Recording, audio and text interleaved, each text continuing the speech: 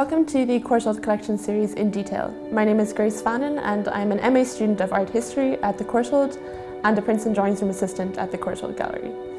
The detail which I'll be focusing on today is a book cover created for a collection of woodcut prints, which was published in 1918 under the title Original Woodcuts by various artists.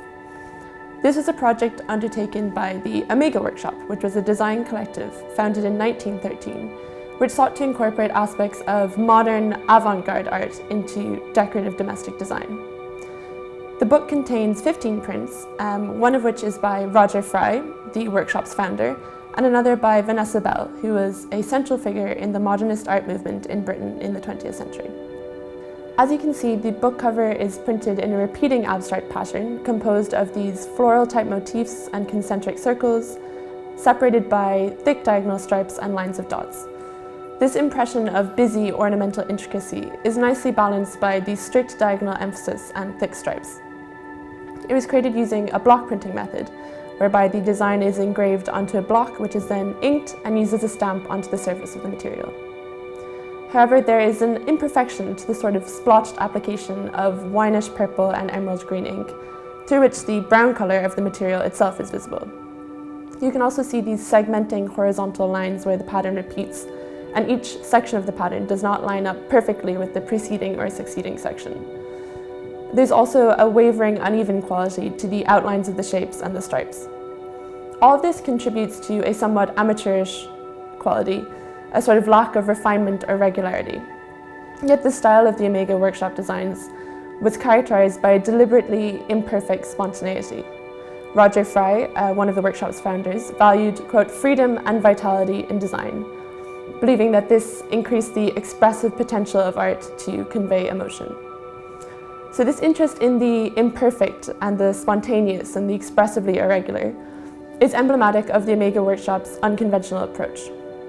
So the workshop itself was born out of the Bloomsbury Group, which was a collection of modernist artists, writers and intellectuals based in London, who embraced an emerging spirit of social and sexual liberation during the period leading up to World War I.